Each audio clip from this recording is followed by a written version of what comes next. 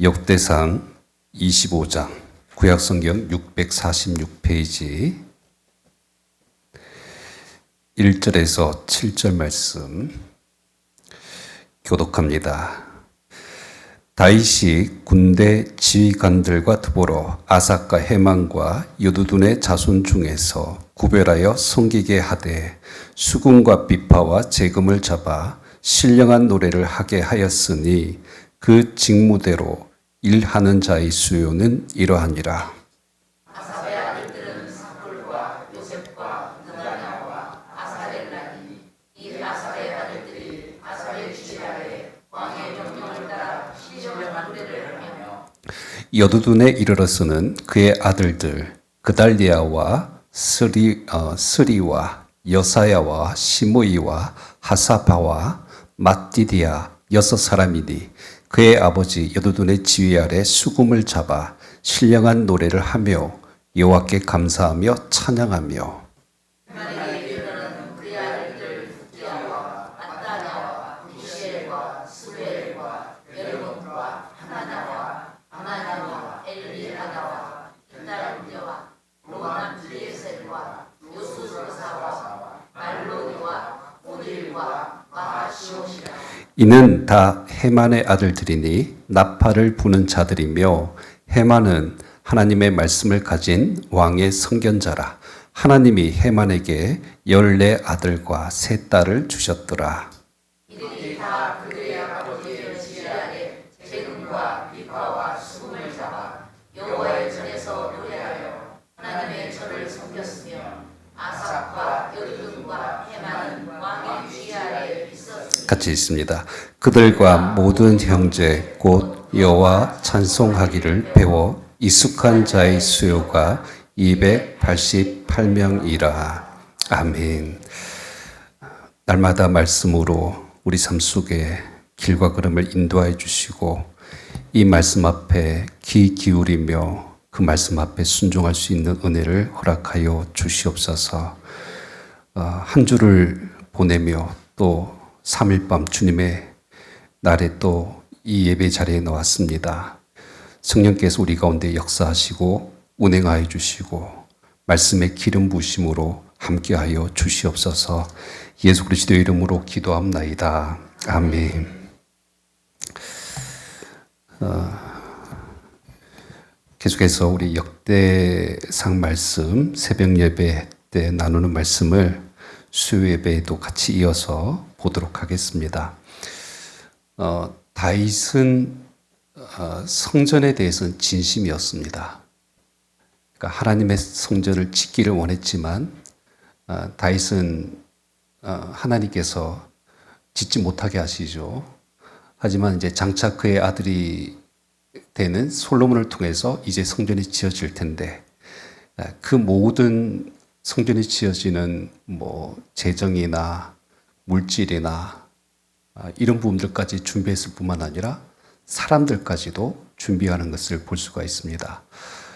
그럴 때 여러분 23장에서 우리가 살펴봤던 내용이 뭐냐면 성전에서 봉사할 레위인들에 대해서, 그 다음에 24장에서는 그 성전에서 봉사하는 제사장에 대해서 모두 24반열로 나눠서 가문별로 조직했던 내용들을 기록했던 것을 볼 수가 있습니다.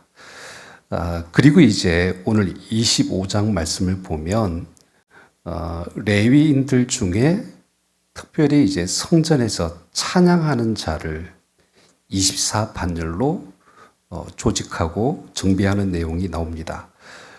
이와 같은 내용이 26장에도 나와요. 26장에는 성전의 문지기를 24반열로 나눕니다.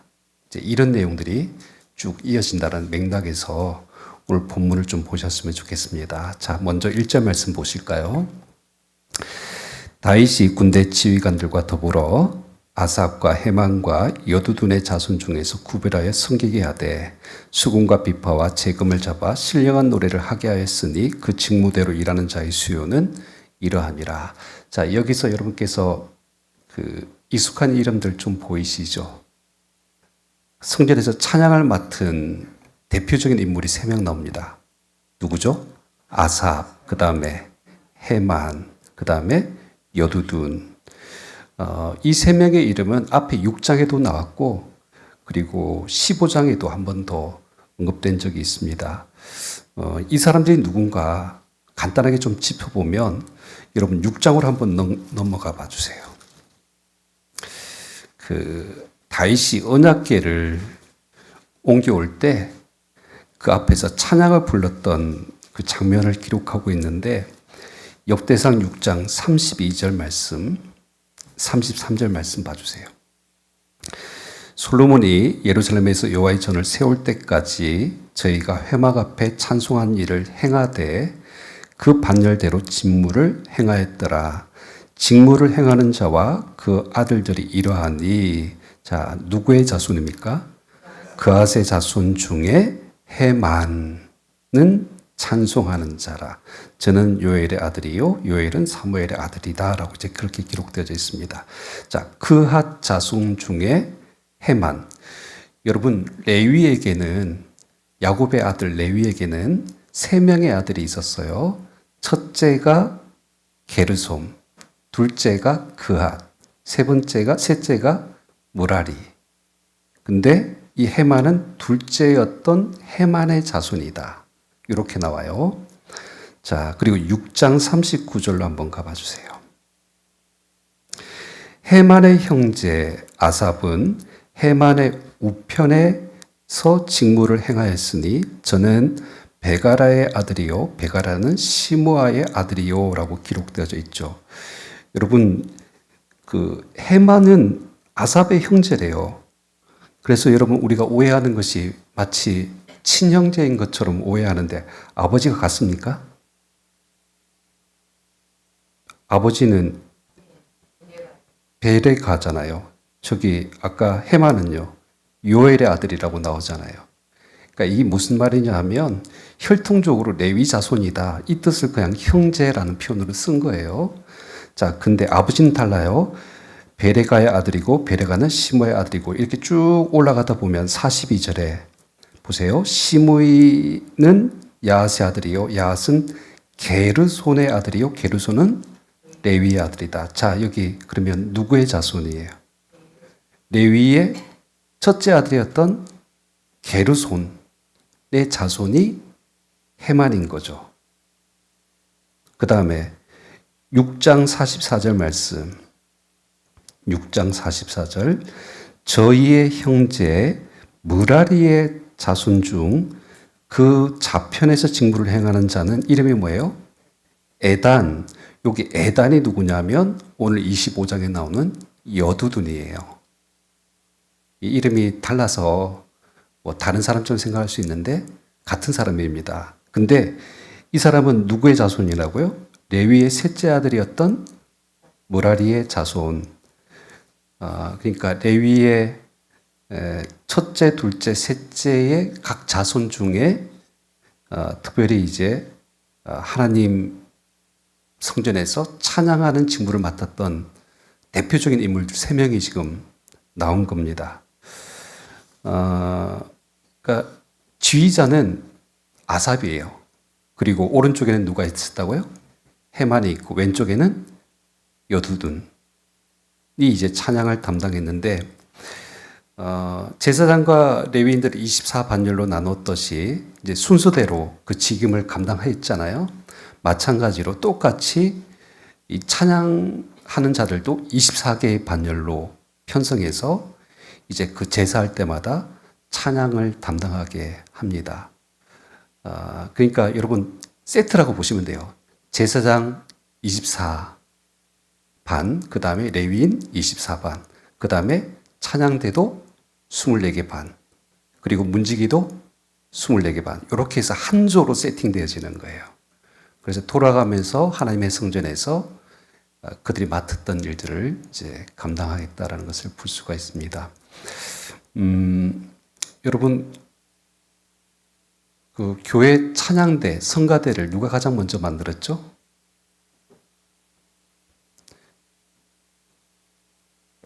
다윗이 만드는 거예요. 다윗이. 물론 모세 때에도 제사장은 있었고 레위인들은 있었지만 찬양대는 다윗 때 처음으로 만들었습니다. 그러니까 그런 의미에서 오늘 굉장히 본문이 우리 뭐 글로리아 중창단이나 교회에서 찬양을 담당하는 분들한테는 굉장히 중요한 본문이 될 수 있습니다. 왜냐하면 이 속에 그들이 해야 되는 직무가 뭐였고 그들이 불렀던 찬양이 무엇인지에 대해서 말씀하고 있기 때문에 그렇습니다. 자, 그래서 내용만 좀 더 볼게요. 이제 역대상 25장 말씀을 쭉 보시면 찬양대가 24개의 반열로 어떻게 구성됐는지 보세요. 2절 말씀 보시면 아삽의 아들들은 삭굴과 요셉과 느다냐와 아사렐라이니. 자, 아들들이 모두 몇 명이에요? 4명. 자, 숫자 4 기억해 주시고 3절에 보면 여두둔에 이르러서는 그의 아들들. 자, 이름이 나와요. 그달리아, 스리와 여사야와 시므이와 하사바와 마띠디아. 모두 몇 명? 6명. 특별히 이제 여두둔 같은 경우에는 이 자손들은 이 노래하는 자들도 있는데 특히 이제 악기를 다루는 쪽으로 특화된 사람들입니다. 그 다음에 4절에서 5절 말씀에 보면 헤만에게 이르러서는 그의 아들들 이름이 쭉 나오죠. 붓기야, mat다냐, 우시엘 하면서 마시오시라라고 해서 쭉 끝납니다. 모두 몇 명일까요? 그렇죠. 여기 5절 보세요. 이는 다 헤만의 아들들이니 나팔을 부는 자들이며 헤만은 하나님의 말씀을 가진 왕의 선견자라. 하나님이 헤만에게 14아들과 3딸을 주셨더라. 자, 그래서 보시면 4, 6, 14 모두 24 반열로 이 조직이 된 거예요. 그래서 뒤에 이어지는 읽지는 않았지만 8절부터 31절까지는 이 24명의 아들들의 그 이름들이 쭉 기록되어져 있는 것을 보게 되었습니다. 그러니까 여러분, 그러니까 이런 내용 보면 참 어렵게 지나가잖아요. 그냥 이름들 외우다가 뭐지 하면서 이제 지나갈 수 있는 말씀인데 이런 말씀에도 메시지가 있어요. 오늘 말씀을 자세히 보시면 자, 이들이 성전에서 어떤 찬양을 노래했는가. 특별히 25장에 자주 등장하는 표현 한 가지가 있는데 그것이 뭐냐면 신령한 노래라는 단어입니다. 여러분 1절 말씀 보시면 다윗이 군대 지휘관과 더불어 아삭과 헤만과 여두둔의 자손 중에서 구별하여 섬기게 하되 수금과 비퍼와 재금을 잡아. 자, 어떤 노래입니까? 신령한 노래를 하게 하였으니 라고 기록되어져 있고요. 2절에도 아삽의 아들들은 삭굴과 요셉과 느다냐와 아사렐라이니. 이 아삽의 아들들이 아삽의 지휘 아래 왕의 명령을 따라 어떤 노래요? 신령한 노래를 했고 3절에도 뭐라고 나오죠? 쭉 이름들 기록하고 나서 그렇죠. 여두둔의 지휘 아래 수금을 잡아 신령한 노래를 하며 여호와께 감사하며 찬양하였다라고 이제 기록하고 있습니다. 여러분 신령한 노래가 뭐죠?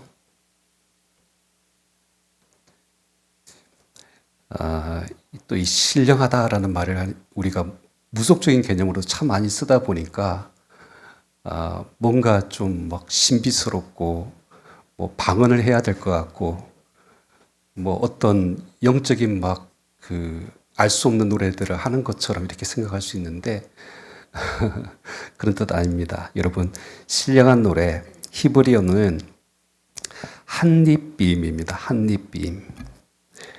정관사 하가 맨 앞에 나와요.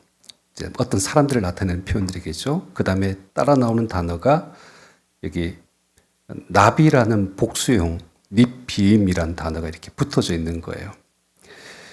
그러니까 하라는 정관사와 나비라는 이 단어가 합쳐진 말인데 직역을 하면 선지자들이란 뜻이에요. 그러니까 여러분 그렇게 해석하면 좀 문맥이 매끄럽진 않죠. 신령한 노래가 뭐 선지자들 이렇게 해석이 되면 맞지 않잖아요. 그래서 이 성서학자들이 연구하다가 발견한 것이 뭐냐면 여기 신령한 노래가 뭐 한대 비임이 아니라 한대 배임이다. 이 뱀이란 단어가 어떻게 쓰여지느냐면 그러니까 동사형의 개념입니다. 여러분 나비라는 단어도 원래는 선지자를 나타내는 단어이긴 한데 이것을 동사로 바꾸면 뭐가 되냐면 말하다, 예언하다 이런 뜻이거든요. 여러분 선지자는 어떤 사람들이죠? 예언자들이라고 이야기하잖아요. 나비, 하나님의 말씀을 전하는 자이면서 그 말씀을 대리하여서 말하는 자가 선지자잖아요.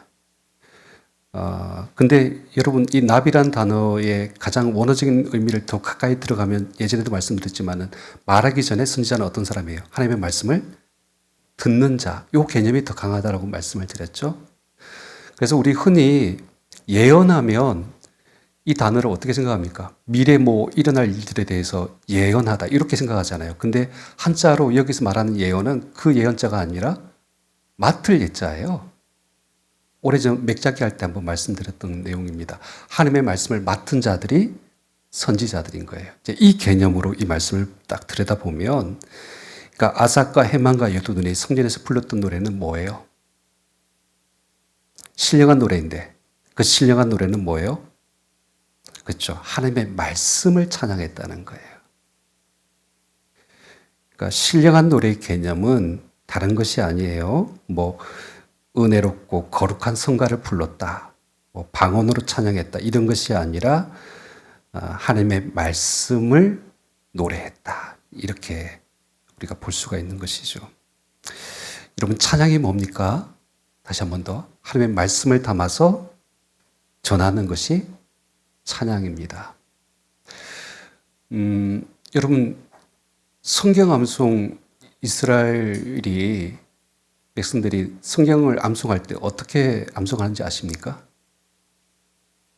곡조 있는 노래를 부르잖아요. 흔히 우리 주일학교에서 뭐라고 가르치냐면 찬트라고 불러요. 그러니까 노래 부를 때 이렇게 곡을 붙여가지고 우리 창세기, 출애굽기, 레위기, 민수기, 신명기, 여호수아 이렇게 노래 부르는 것처럼 말씀도 이 곡조가 있는 음률에 맞춰가지고 이렇게 불러서 잘 외울 수 있게 이렇게 이제 부르는데 그 찬송의 내용들은 뭐였느냐? 바로 하나님의 말씀이었다. 그것을 오늘 성경은 신령한 노래라고 이제 그렇게 표현을 하고 있습니다. 자, 이것을 뒷받침하는 증거가 있어요. 여러분 5절 말씀 한번 봐주세요. 5절 보니까 이는 다 해만의 아들들이니 나팔을 부는 자들이라. 해만은 하나님의 말씀을 가진 왕의 무엇이라? 선견자라고 표현되어져 있잖아요. 그러니까 여러분 선견자, 선지자 좀 헷갈릴 수 있는데 여러분 다윗 시대 때 보면 선견자라고 이렇게 등장하는 인물들이 있어요. 선지자이면서 선견자인 사람들. 밧세바를 범했을 때 하나님께서 선지자 보내죠. 나단 선지자 보내고 인구조사를 했을 때 갓 선견자를 보내요. 그러니까 이와 같은 개념으로 지금 여기 등장하는 해만이라는 이름도 그 레벨로 보고 있는 거예요. 선견자. 근데 여기 선견자라는 이 단어가 또 의미하는 것이 뭐냐면 이 히브리어로는 두 가지 단어를 써요. 하지라는 단어를 쓰고 그 다음에 로에라는 단어를 써요. 하지, 로에 이런 걸 이제 선견자라고 번역을 하는데 기본적인 뜻이 뭐냐면 하지, 로의 기본적인 뜻이 뭐냐면 보다라는 단어예요. 보다. 그러니까 선견자는 어떤 사람이냐면 뭔가를 바라보는 자. 그리고 바라볼 때 어떻게 바라보죠? 그러니까 이거는 좀 다른 개념이지만 뭔가 볼 때 우리는 아주 자세히 보잖아요. 그러면서 살핀다라고 하잖아요. 살핀다라는 뜻도 이게 하지 로에라는 뜻 속에 들어있거든요. 그러니까 뭐냐면 자 이런 겁니다. 이 사람들은 누군가를 계속 바라보고 있어요. 그러면서 그 사람을 계속 살피고 있어요. 그 사람이 누굴까요? 그분이 누굴까요? 하나님인 거예요. 그래서 하나님의 입을 살피고 하나님께서 주시는 그 말씀, 그 어떤 말씀을 주시는지를 늘 바라보고 있는 사람들이 선견자들입니다. 자, 이런 사람들의 특징은 뭐냐면 어떻게 하면 우리가 하나님의 뜻을 알 수 있고 또 하나님의 그 마음 우리가 알 수 있을까요? 이 선교자 같은 마음이 있어야 됩니다. 늘 하나님께만 시선을 고정하고 있어야 되고 또 하나님과 교제해야 되고요. 또 하나님과 더 친밀한 관계를 누려야지만 그 하나님의 말씀 뜻을 받을 수 있는 거죠. 그러니까 그런 의미로서의 여기 보니까 하나님의 말씀을 가진 왕의 선견자 해만 이렇게 이제 기록되어져 있습니다. 그러니까 뭐 해만뿐만 아니라 아삽도 여두둔도 마찬가지예요. 그러니까 격가지 이야기지만 여러분 시편은 총 150편으로 되어져 있잖아요. 가장 많은 시편을 지은 사람은 누굽니까? 그렇죠. 다윗이 총 72편, 거의 반절 이상 썼고요. 반절 좀 부족하죠. 그 다음에 성경에 보면 아삽의 시편이라고 많이 나오는 거 혹시 보셨죠? 가장 유명한 시편이 50편, 그 다음에 시편 제2권으로 넘어가면 73편에서부터 83편까지 쭉 다 아삽의 시편이에요. 해만의 대표적인 시편이 어디냐면 시편 88편입니다. 어떻게 나오냐면 고라의 자손의 찬송시 에스라인 해만의 마스길 이렇게 이제 표현되어져 있습니다. 여두둔의 시편은 혹시 보셨어요? 이거는 좀 찾기 힘들 수 있어요. 여두둔의 시편이란 표현은 안 나오는데 표제가 이런 식으로 되어져 있는 시편들이 있어요. 인도자를 따라 여두둔의 법칙에 따라 부른 노래 이렇게 나오고 있어요. 여두둔은 어떤 사람들이라고 이야기했죠? 악기를 잘 연주하는 사람이라고 그랬죠. 그러니까 예를 들어서 이런 거예요. 여두둔이 이제 비파와 수금과 재금으로 악기를 다룰 때 그 곡조에 맞춰서 불렀던 시편이 예를 들어서 시편 39편, 시편 77편 이렇게 이제 나오고 있는 내용들입니다. 그러니까 이런 내용들 우리가 이제 정리를 해보면 이제 그 시편 내용들을 우리가 또 읽어보면 어떤 노래인지를 우리가 알 수 있잖아요. 그들이 불렀던 노래는 신령한 노래였어요. 근데 그 신령한 노래의 개념이 뭐였다고요? 말씀. 그러니까 이렇게 보시면 됩니다. 아삽, 그 다음에 해만, 여두는 늘 누구를 살피고 있어요? 하나님을 살피면서 하나님을 바라보고 그 뜻이 무엇인지 그리고 그때 하나님께서 주시는 감동과 그 말씀을 기다렸어요. 기다렸다가 그 말씀을 받았을 때 그 영감을 가지고 그것을 가지고 시를 쓰는 거예요. 시를 써서 그 시를 노래로 만들고 그 다음에 노래를 만든 다음에 악기로 연주해서 곡조를 붙여서 하나의 음악으로 불렀던 노래들이 시편의 내용인 것입니다. 그러니까 이해가 되시죠? 여러분, 하나님의 말씀을 가지고 우리가 하는 모든 기도도 사실은 찬양인 거예요. 말씀을 엎드리는 거, 다윗이 맨날 새벽마다 하나님 앞에 나아가서 엎드렸던 그 모든 것들도 사실은 찬양의 한 부분이라고 보시면 되겠습니다. 여러분, 이제 이 개념을 가지고 예배를 우리가 전체적으로 한번 생각해 보셨으면 좋겠습니다. 여러분, 예배하는 가운데서 찬양은 아주 매우 중요한 부분을 차지하잖아요. 근데 찬양한 자들이 가져야 될 첫 번째 조건이 뭐냐? 신령한 노래를 불러야 되는 거예요. 우리 요한복음 말씀에 보면 예수님께서 말씀하셨죠. 제가 항상 예배를 우리 세례교회 예배 주일 예배를 시작할 때 강단에서 가장 먼저 선포하는 말씀이 있잖아요. 하나님은 영이시니 예배하는 자가 영과 진리로 예배할지니라. 근데 옛날 한글 개혁 그 개혁 한글 버전 혹시 어떻게 되는지 기억나십니까? 하나님은 영이시니 예배하는 자가 신령과 진정으로. 이때 신령은 뭐죠, 그러면?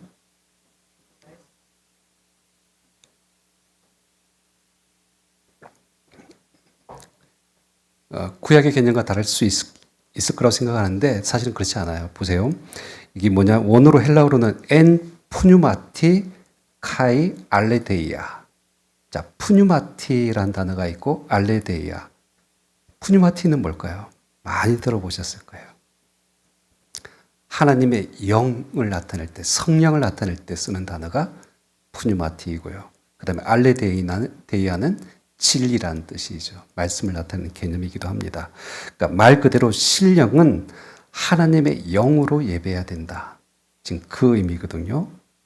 그러니까 성령의 감동하심이 있는 예배를 드려야 되는 것입니다. 성령님의 도우심과 역사가 없이는 우리가 하나님을 참되게 예배할 수 없다.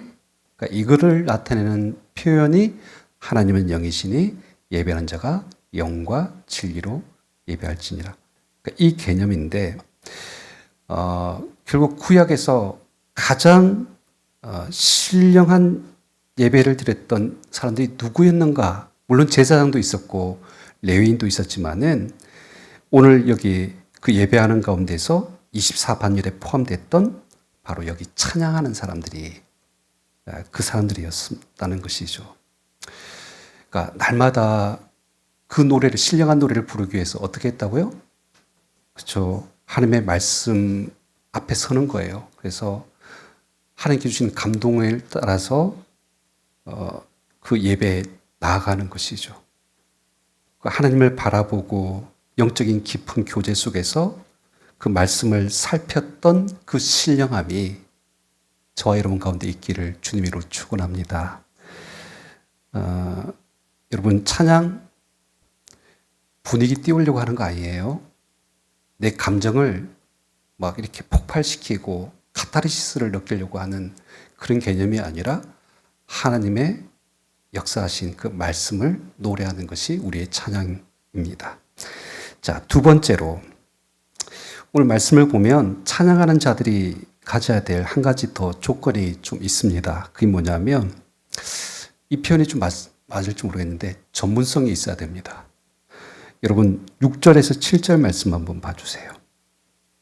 6절에서 7절 이들이 다 그들의 아버지의 지휘 아래 재금과 비파와 수금을 잡아 여호와의 전에서 노래하여 하나님의 전을 섬겼습니다. 아삭과 여두둔과 헤만은 왕의 지휘 아래 있었으니. 자, 우리 7절 말씀 우리 같이 읽겠습니다. 시작. 그들과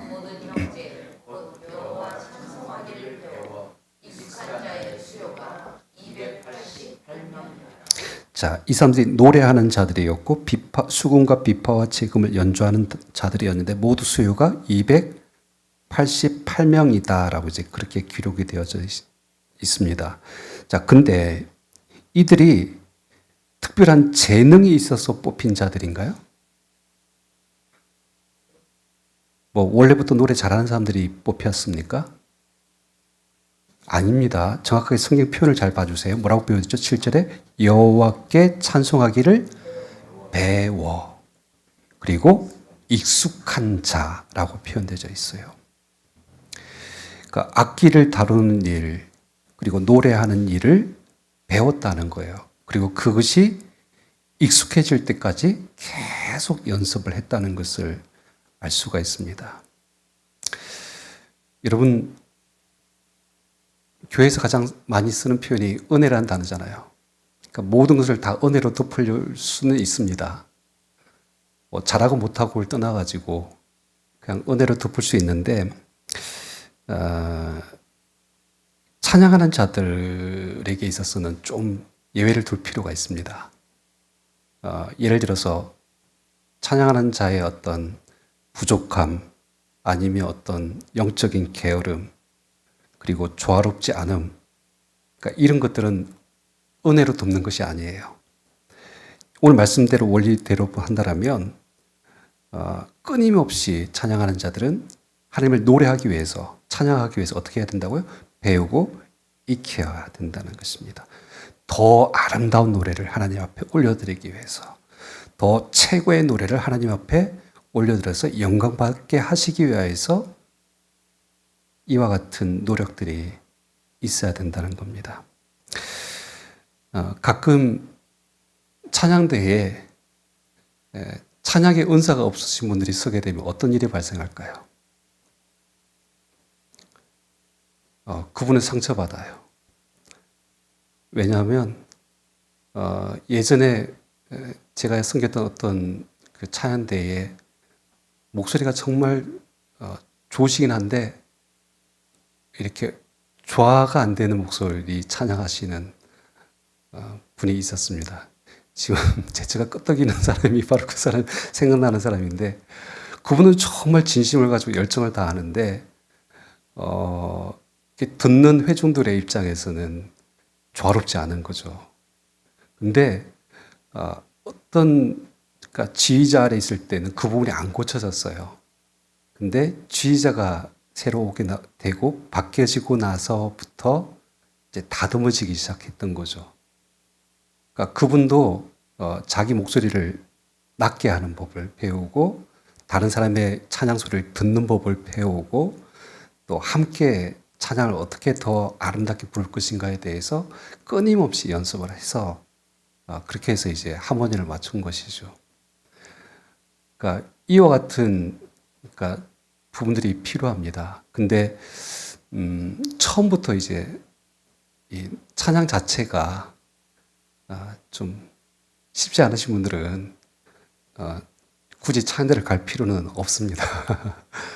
예, 그 가면 계속 눈치 봐야 되고 상처받아야 되고 나는 왜 여기 있을까? 막 이제 이런 고민하게 되어지고 그러니까 여러분 물론 이제 찬양도 은사이지만 이제 하나님께 주시는 거죠. 그러니까 개발하고 노력하고 그럴 필요가 있습니다. 하지만 목적은 분명해요. 그러니까 왜 이걸 성경에서 요구하는가? 하나님을 노래하는 거잖아요. 그러니까 하나님을 더 아름답게, 더 영광스럽게 그 최고의 가장 최고의 노래를 하나님 앞에 올려드리기 위해서는 배우고 익히는 이와 같은 과정이 필요하다는 겁니다. 근데 여러분 오늘 말씀을 이제 어떻게 정리를 하냐면 여러분 찬양의 영역만 그렇습니까?